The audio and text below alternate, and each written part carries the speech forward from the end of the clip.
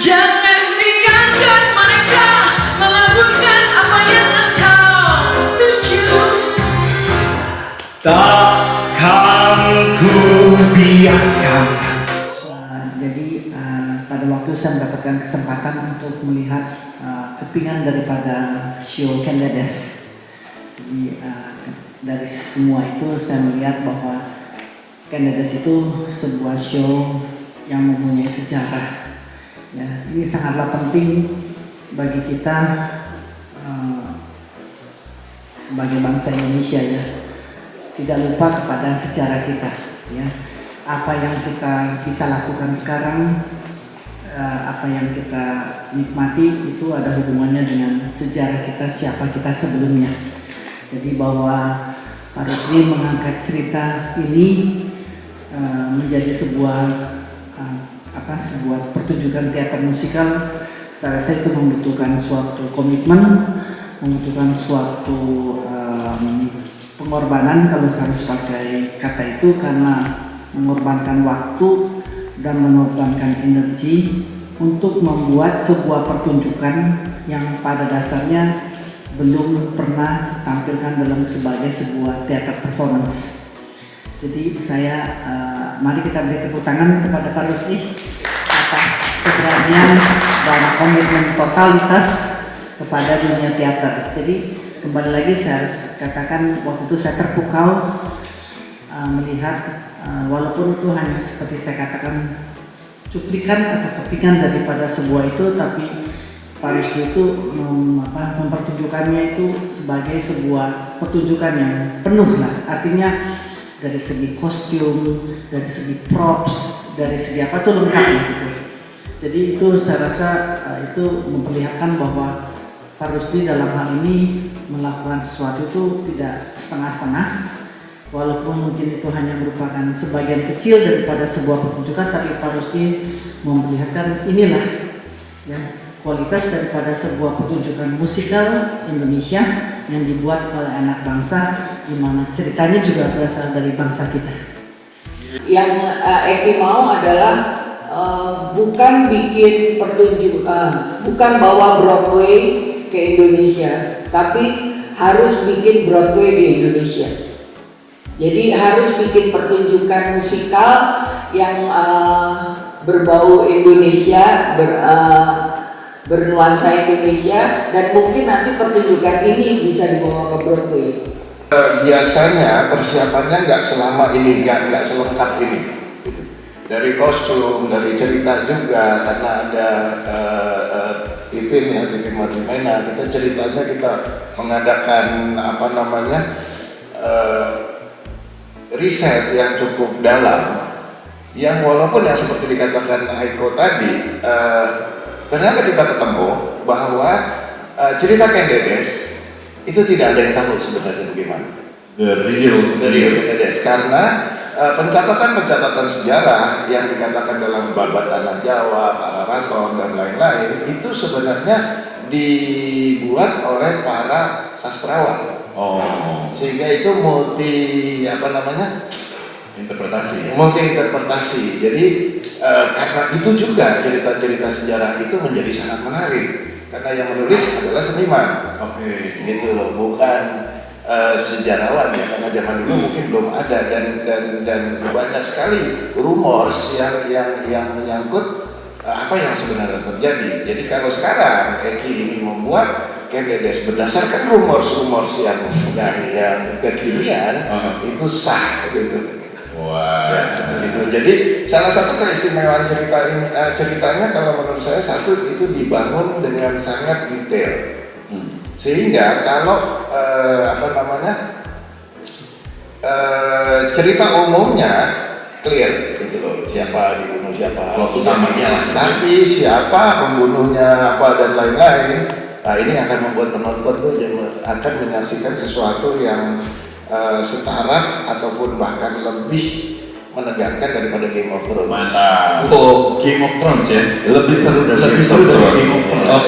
Karena ini wanita Indonesia tuh jangan main-main. Sekarang tuh makin minta berbagai macam special effect yang apa ya, exciting gitu ya.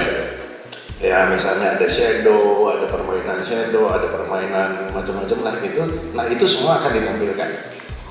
Jadi mungkin di antara musikal Indonesia ini yang paling banyak special effects-nya.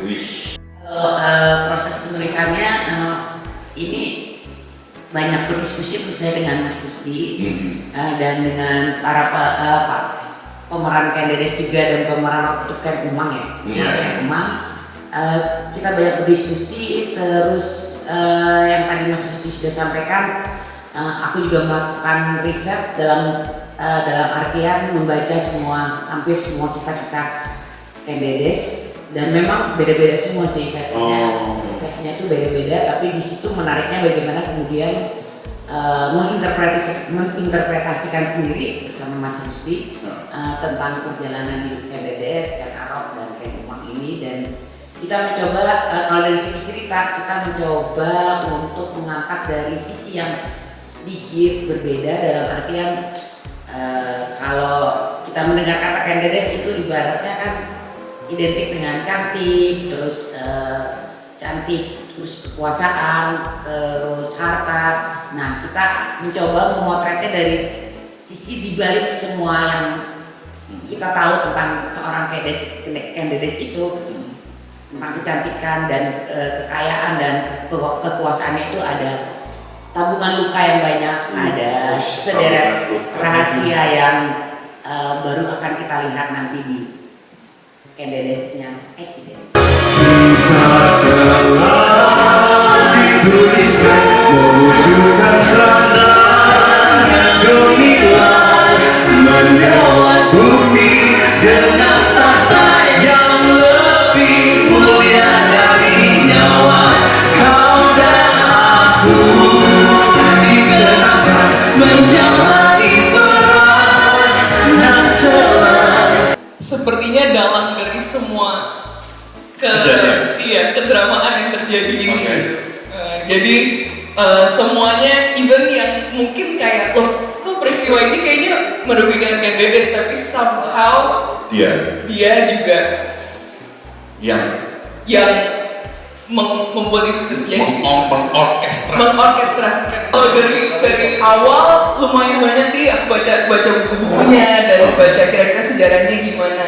Cuman setelah aku latihan beberapa kali gitu ya, aku ngerasa mendalami karakter Kendedes itu juga adalah mendalami chemistry sama Ken Arok gitu. Mendalami chemistry aku sama Ken Arok. Kalau misalnya aku jalani chemistry atau mas suami aku. Bobo saya sendiri berperan sebagai Ken Arok. Nah, kalau Ken Arok sendiri itu pertanyaannya apa tadi ya? Aktornya bosku, Karakternya. Jadi kamu jangan sinis gitu dong ya, bawa peran. Karakternya Ken Arok itu sebenarnya dia orang yang terbuang. Terbuang? Ya. Lalu dia itu dibesarkan oleh di jalan, istilahnya dia liar lah. Nah, kemudian dia diangkat menjadi seorang panglima raja, dan disitulah terjadi sebuah kisah yang saya tidak mau spoiler di sini. Ara udah sering lumayan kerja bareng ya, jadi itu nggak terlalu susah, dan di luar itu ya kita bangun perlahan-lahan. Apa bagian paling susah menjadi seorang Ken Arok? Bagian yang paling susah sebenarnya koreo. Halo semuanya, selamat sore. Saya nama Amrita, saya berperan sebagai Ken Umang. Sering nih press con kalau kayak gini. Minta peler. Nah, jadi kalau Ken Umang itu adalah istri dari Ken Arok. Jadi dulunya tuh maksudnya Ken Arok kan dulunya pencuri begal. Ken Umang bukan main perempuan. Ken Umang nih kayak sidekicknya gitu pas nyopet itu gitu. Jadi nyopet nyolongnya tuh bareng sama Ken Umang. Terus mereka nikah, terus habis itu bertemulah si manusia ini gitu kan. Si Dedes, terus Ken Aroknya. Tapi yang Ken Umang ini tipe yang kayak mesti kita berdua hidup, yang penting kita maksudnya punya rumah, bisa makan, terus maksudnya hidup bahagia sebagai suami istri, punya anak, itu cukup. Aduh, itu impian semua orang sekarang ini ya. Dan gitu. itu cukup. Cukup Kenapa banget. sih? Ken, jadi dia nggak bisa ngerti ambisi Ken Arok untuk menjadi raja. Oh. Kenapa lo punya ambisi itu, kan lo jadi panglima udah keren. Maksudnya lo jadi panglima aja udah dikenal banyak orang, dan maksudnya udah menjadi pahlawan. Terus kan karena kalau misalnya jadi panglima aja kan kita bisa hidup dengan damai nih di rumah, gitu kan. Jadi kan cukup itu semua. Jadi dia tuh nggak bisa ngerti. Gitu.